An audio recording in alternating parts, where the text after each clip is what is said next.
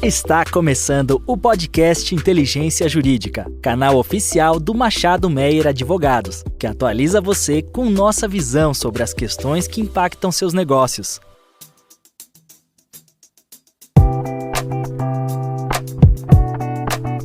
Saudações! Este é mais um episódio da série de podcasts sobre transição energética do Machado Meyer Advogados. Para este episódio, eu e Laura Souza, da área de Infraestrutura e Energia, temos o privilégio de receber para um bate-papo a Camila Ramos, bastante conhecida no mercado, possui mais de 20 anos de experiência no setor de energias renováveis, atuando com foco em energia fotovoltaica solar, eólica e hidrogênio verde. Como vai, Camila? Seja bem-vinda para o nosso podcast. Oi, Ana, tudo bem? Seja bem-vinda, Laura, também. Obrigada, Ana. Obrigada, Camila.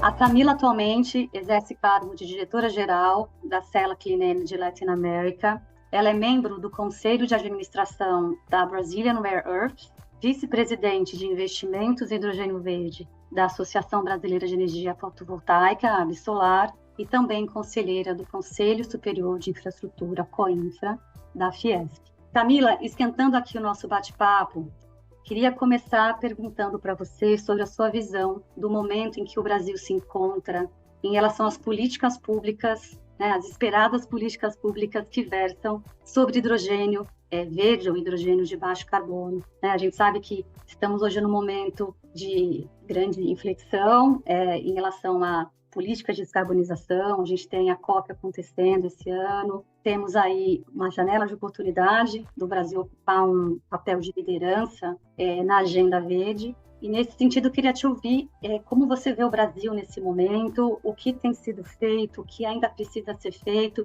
como você vê a relevância de uma política pública de qualidade para que a gente realmente tenha papel de preponderância muito ligado ou ancorado pelo hidrogênio. Obrigada pela pergunta, Ana. A gente realmente está passando por um momento muito importante, né? Porque o hidrogênio de baixo carbono, o hidrogênio verde, ele é um vetor de descarbonização de diversos setores, né? E a gente sabe, né, falando de contexto, que nós, como planeta, assim, nós não estamos na trajetória da descarbonização, né? Todo ano a gente está emitindo mais do que o ano anterior, né?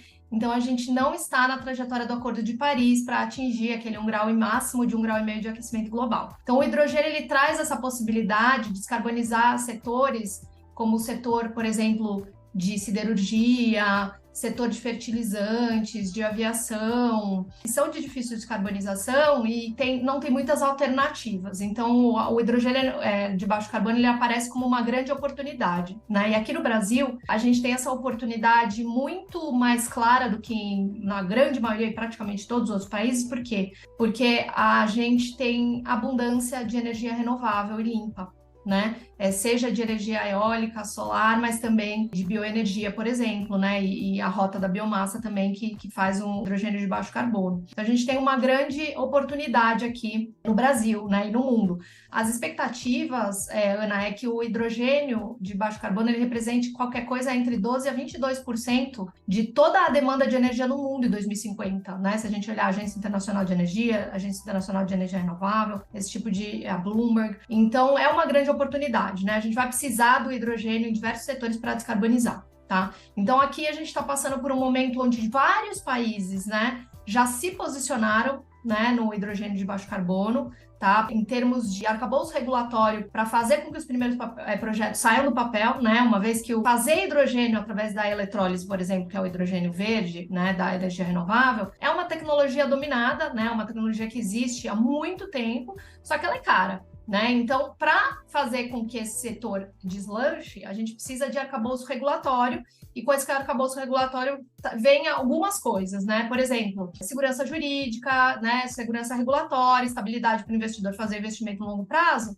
A gente precisa de definição, né, do que é um hidrogênio de baixo carbono em termos de emissão, por exemplo.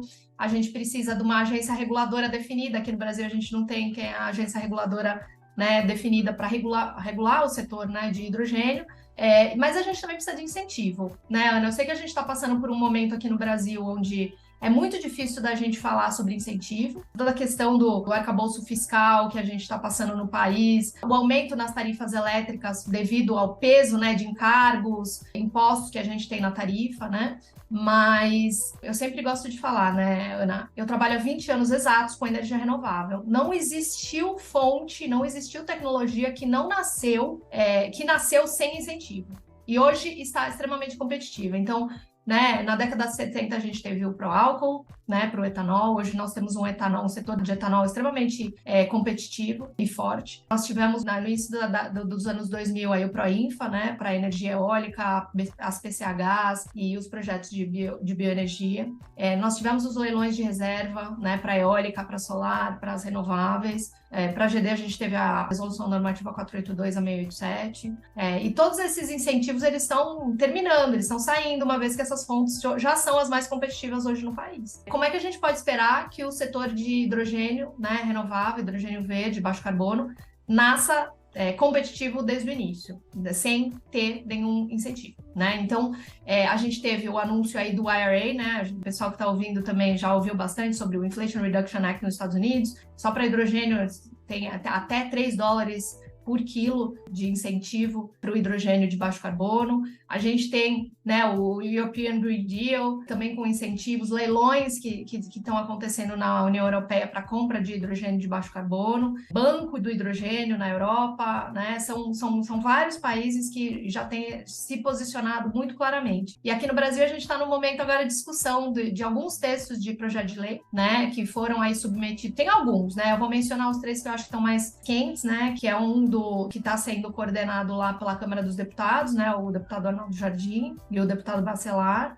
Tem o texto do Senado, né, que veio do Senado, e tem um texto do MME. E aí eles versam, né, sobre taxonomia, sobre agência reguladora, né, então tem um arcabouço regulatório, mas a última notícia que a gente tem é que não haveriam, né, nesse primeiro texto não haveria incentivos para o nascer do setor, e aí eu acho muito complicado a gente ter né, se posicionar num projeto de lei aí já bem atrasado, né, já faz 1 ano e meio que já tem a IRA, por exemplo, lá nos Estados Unidos, o European Green Deal também mais ou menos, até mais que isso. E aqui no Brasil a gente ainda discutindo e ainda chegando à conclusão que não vamos ter incentivo para o setor. Então, eu acho que é um momento muito importante para a gente refletir o que a gente quer, né? Como país, com um plano de país, a gente tem possibilidade aqui de gerar novas indústrias, novos setores, aço verde, fertilizante nitrogenado renovável, produzir para a nossa indústria local, né? E exportar. E então é um momento bem importante.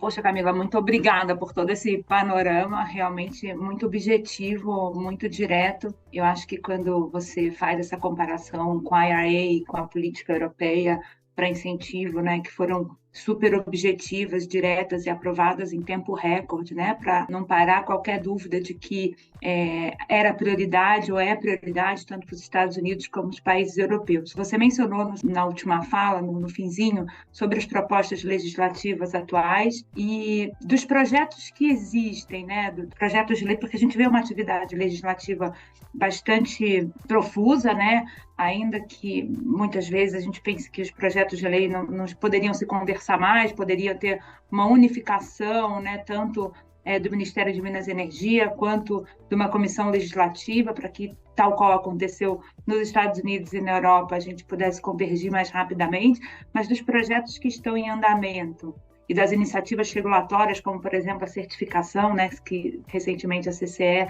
deu um passo bastante importante nesse sentido. Qual deles você acha que tende a nos direcionar melhor aí a política do hidrogênio de baixo carbono? Olha, Laura, muito bom ponto. Eu acho assim, comparando os textos, o mais que eu acho assim mais completinho, que trata de todos os, assim, de grande parte dos temas que são importantes que sejam tratados, é o da Câmara dos Deputados. Ele trata, né, de esses temas que a gente mencionou, né, de taxonomia, de definição de agência regulatória, mas também de incentivos que eu mencionei que são essenciais. E também gostei que você mencionou a questão da certificação. Porque tem tema, Laura, que eu acho que é muito importante que a gente deixe para o infralegal, que a gente deixe para a certificação e não entre em projeto de lei, sabe? Eu acho que é também importante a gente saber distinguir o que é importante que esteja na forma de lei e algo que não esteja na forma de lei, mas tenha outras formas de se regular, tá? Então, eu vou te dar algum exemplo aqui. Questão de adicionalidades, questão de bidding zones, né? Se o projeto de energia renovável está no mesmo submercado ou não do projeto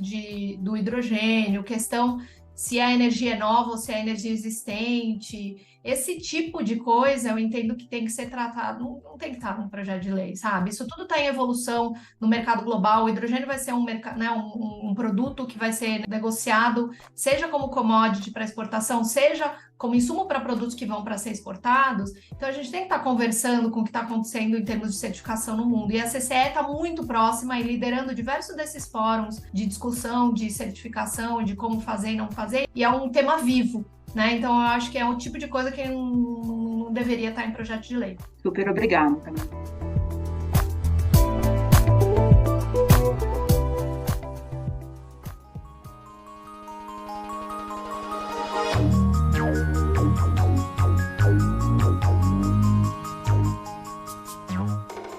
Camila, enfim, você tem uma grande e extensa atuação no setor de renováveis, né? Também, enfim, você comentou em mais de 20 anos, né, trabalhando nesse setor, em diferentes frentes. E minha pergunta para você é qual que é a sua percepção, ou como você vê, né, a sinergia ou a interação entre o setor e a indústria de hidrogênio de baixo carbono com o setor de energias renováveis no Brasil, né? Então, por exemplo, muito se discute hoje, não sei se você concorda, que o hidrogênio, que o potencial de produção de hidrogênio no Brasil, ele poderia servir como uma das grandes âncoras para alavancar essa grande oferta de projetos greenfield que a gente tem, né, de energias renováveis, né? Também se comenta muito do papel do armazenamento, de uma possível adicionalidade que o hidrogênio poderia trazer para o próprio setor, da própria indústria, o próprio sistema, né, interligado brasileiro, quando a gente fala das suas características de eventualmente armazenar temporariamente uma energia. Então, queria te ouvir isso, como é que você vê essa interação aí entre energia renovável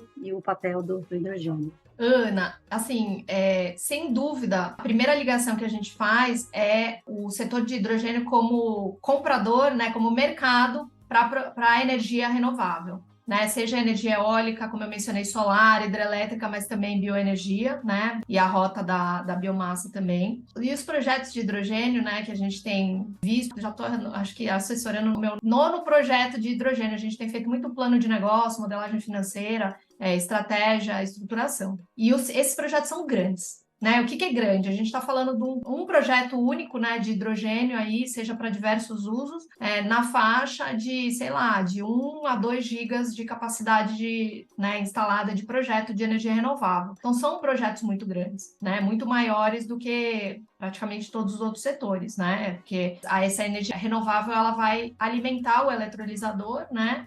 No caso da energia eólica, solar e hidrelétrica, por exemplo, né? Na rota da eletrólise, para, né, separar o hidrogênio da molécula da água, né? Então, sem dúvida, é um mercado enorme. A gente tem visto, né, os geradores de energia renovável estando muito próximo desses projetos que estão sendo anunciados de hidrogênio para fornecer essa energia para esses projetos, né? E você mencionou a questão do armazenamento, né?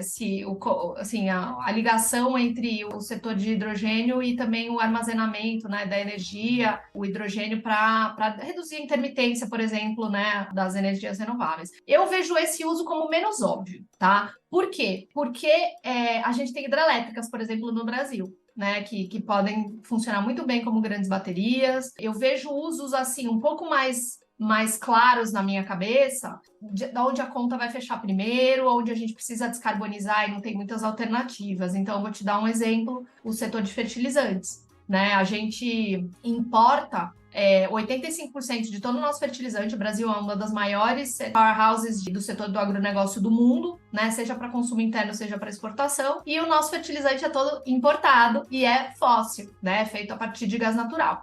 Então, a gente tem uma grande oportunidade aqui para utilizar a energia renovável, para fazer o hidrogênio, para fazer um fertilizante nitrogenado, né, renovável aqui no Brasil, para o nosso agronegócio. Eu vejo outros setores, como eu já mencionei também, de siderurgia, eu acho muito importante, né, que é difícil descarbonização, setor de aviação, por exemplo, combustível de aviação, SAF, né, a gente tem até esse PL aí que foi anunciado do combustível do futuro, né? E o hidrogênio é uma dessas possibilidades aí para fazer esse tipo de combustível. O setor de aviação representa 2% das emissões globais de CO2 e não tem muita alternativa. Então, aqui no Brasil, a gente tem a oportunidade através, né, de biomassa, biodiesel, biorefinarias, mas também a partir do hidrogênio. Combustível para navios, né, que também não tem muita alternativa, aí fazer metanol a partir do hidrogênio também é uma outra grande oportunidade. Então eu vejo esses setores mais óbvios do que armazenamento de energia, mas que também é uma possibilidade. Perfeito, Camila. Muito obrigada. Já caminhando aqui para o fim do nosso podcast. Agora, eu queria que você falasse um pouquinho para a gente sobre o papel do hidrogênio, né, como um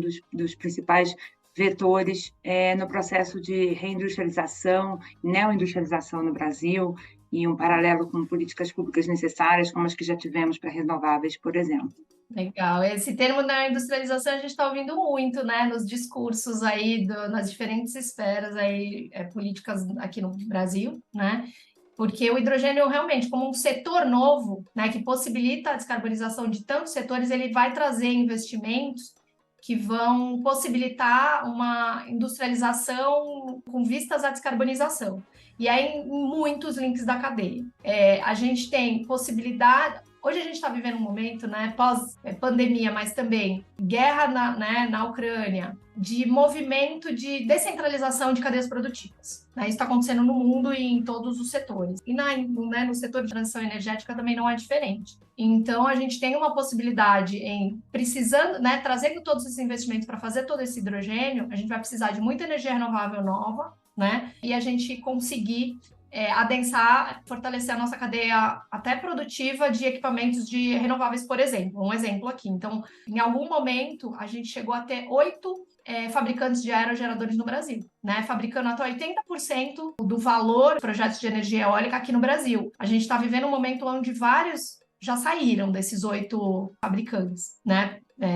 Pelo momento que a gente está vivendo aí de baixo crescimento da economia, etc. Então, o hidrogênio ele traz essa possibilidade da gente adensar essa cadeia, né, na eólica, na solar, o que a gente conseguiria trazer de conteúdo local e de indústria aqui no Brasil também, né? Por exemplo, estruturas fixas para os módulos fotovoltaicos, né? Esse tipo de coisa que eu vejo como possibilidade de neoindustrialização na cadeia produtiva para renováveis, seja no que a gente conseguir trazer na cadeia produtiva para fabricação de eletrolisadores também e toda a cadeia produtiva do hidrogênio, né? Porque os investimentos vão ser enormes, né? Então, da onde vai vir esses equipamentos. E também, eu diria, na ponta, na indústria que vai estar usando o hidrogênio, seja para fazer produtos descarbonizados para consumo interno, né, que nem eu mencionei lá o fertilizante nitrogenado. Então, a gente começar a fazer um produto que a gente importava, fazer ele aqui no Brasil, né, o fertilizante nitrogenado a partir do hidrogênio. Então,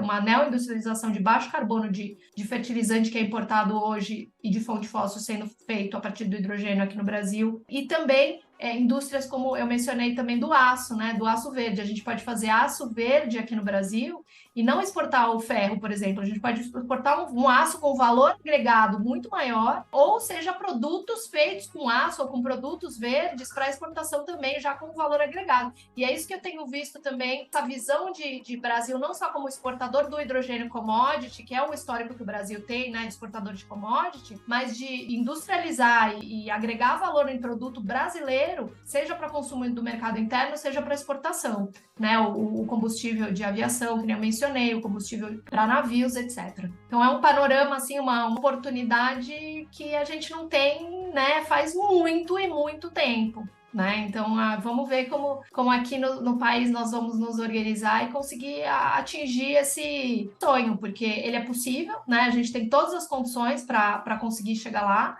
mas a gente também tem que se organizar como país, como um plano de país mesmo, para conseguir fazer isso de forma competitiva e racional. E não podemos deixar passar essa oportunidade, né? Porque ela é única, né? Como são eventos que acontecem de muito e muito tempo, né?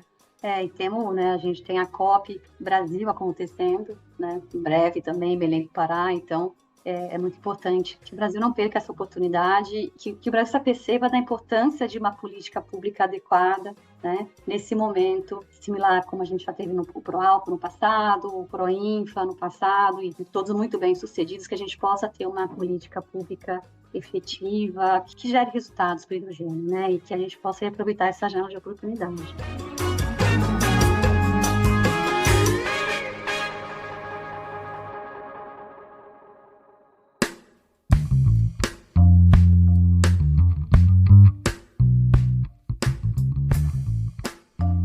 Camila, muito obrigada pela sua participação, muito sucesso para você à frente da vice-presidência de hidrogênio da Solar, na Fiesp, junto à Cela. Espero que você possa cada vez ter mais e mais projetos de hidrogênio, para que isso signifique que a gente está caminhando no caminho certo, né, na direção certa. Muito obrigada pela sua participação e a gente espera revê-la numa breve oportunidade. Muito obrigada, Camila. Parabéns por todo esse engajamento para tentar fazer acontecer aqui e a gente espera boas notícias. Obrigada, Lara. Obrigada, Ana. Foi um prazer. E o mais difícil a gente já tem aqui no Brasil, né? Que é algo que a gente não poderia mudar, que é o recurso natural, né? Aquele negócio. A gente nascemos nesse país, né? Que tem todos esses recursos. Agora, o mais fácil, a gente tem que fazer a nossa lição de casa. Agradeço a todos que acompanharam o nosso episódio até agora. Esperamos revê-los no próximo episódio. Um abraço a todos.